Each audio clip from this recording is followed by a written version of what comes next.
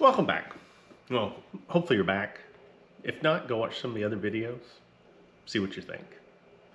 Today's video, we're going to talk a little bit about Gundam instructions. So if you're thinking about doing Gundam, thinking about getting into it, hopefully this will give you some ideas, let you know what you're getting into. If you're maybe thinking about jumping grades, hopefully I can give you some idea what you're getting into. I've got some different instructions for some different grades, so you can kind of see maybe what's going to happen when you do that. I know for me, initially I was like, okay, well, what if I go do a master grade? What am I looking at? If I'm going to do a real grade, what am I looking at? So hopefully this will give you a rough idea.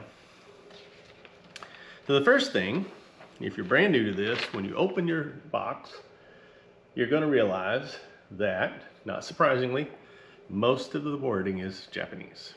So if you don't speak Japanese, this can be pretty scary. This one actually has a little bit of English, but most of the ones I've done is pretty much all Japanese. Now, like on my iPhone, I've got the Google app. If you're an Android guy, you're gonna have the same thing. You can take pictures and have it translate for you. Works pretty well, at least well enough. You can sort out what's going on. One thing I did kind of eventually find is that there's text associated with the different steps. My first one, I went through and took pictures, translated, all sorts of stuff. By the time I got to the end, I kind of came to the conclusion that the text isn't terribly important.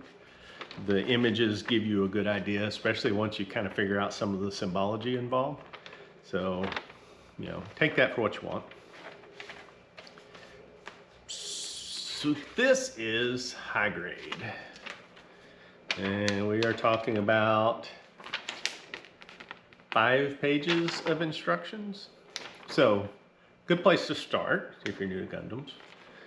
Pretty straightforward, not too terribly bad. Give you an idea what the instructions are like, how to go through one. It's a good place to start. Real grade. Now we're getting more into book. This one is about 17 or 18 pages. Has some really nice, I love some of the little storylines and drawings and artwork they have in them. Really kind of cool to me. There's some other stuff here that's really nice. Anyway, so that's real grade.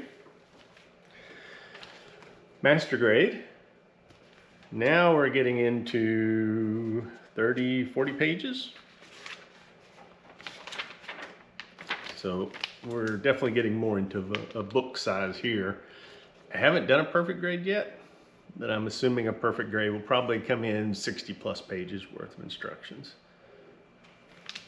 From here, we'll step over to the bench. I'll get some close-ups and I'll walk you through some of the symbology and some things you need to look out for. Okay, so we're over here looking at some instructions. Normally I've found that the instructions usually contain some nice pictures of what the Gundam's going to look like, usually some cool artwork, some background, some history, things like that in them.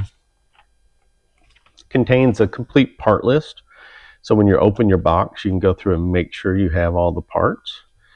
It's nice because they actually tell you what parts you're not going to use. I come from a background of working on cars, so when you have leftover parts, something is horribly wrong. So the fact that it tells you that there's going to be leftover stuff is really nice.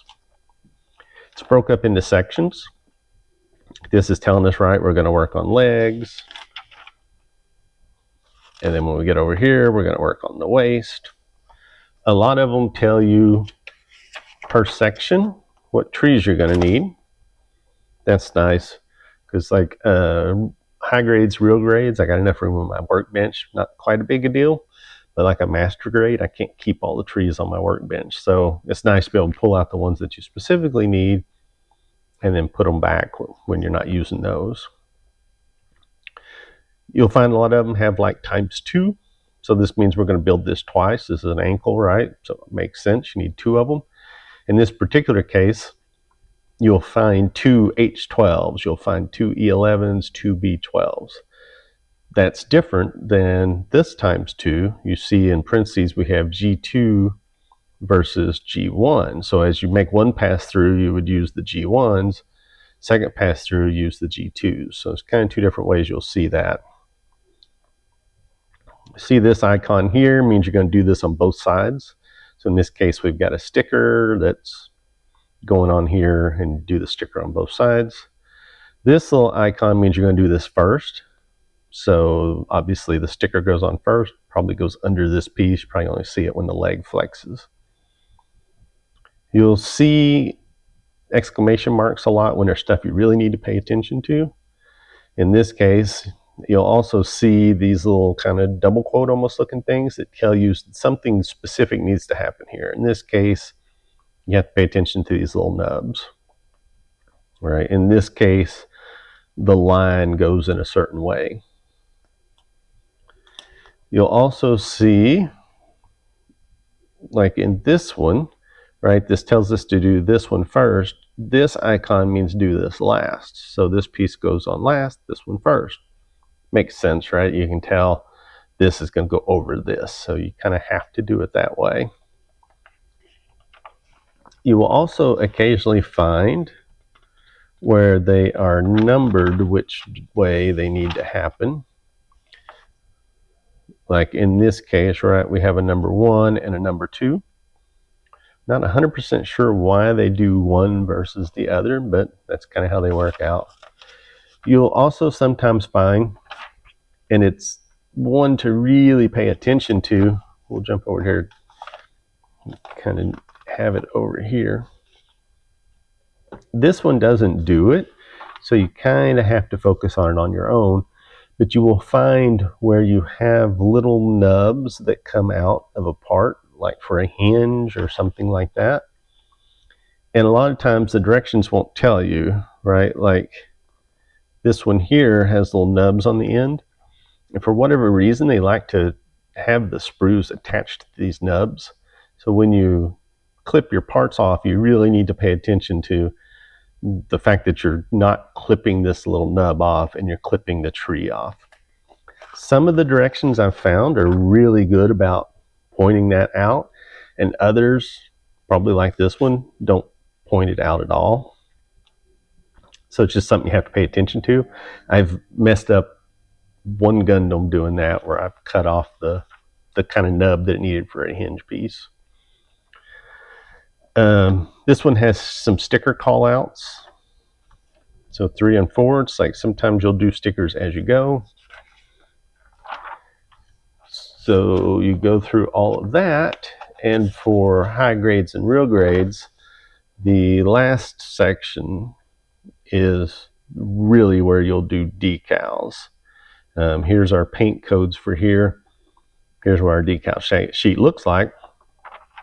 Now the thing I have found is that I prefer to do decals as I go. So I'll do, like a leg and then go back and do decals. My first Gundam, I didn't really even look through the instructions very well, so I actually didn't realize this was in the back. And so I did the whole Gundam, turned the last page, and oh my goodness, here's all the decals. So I tried doing decals with the Gundam completely built, but it was a water slide, and really I just couldn't do it. So I ended up kind of having to disassemble the Gundam a bit so that I could do the water decals. I found that the sticker decals I can probably do with the Gundam assembled. It's not quite as difficult or not quite as complex, but that's kind of a process that's up to you. Okay, so that's it for an overview of the instructions. Hopefully it makes sense. Hopefully it helps, especially if you're just now looking to get into it. But if there's some other things that you found in instructions that makes better sense than what I've seen, or other ways you deal with some of the stuff in the instructions, please leave some comments, let me know. I always appreciate the feedback, always appreciate ideas, always looking for bigger and better ways to do things. Thank you for watching.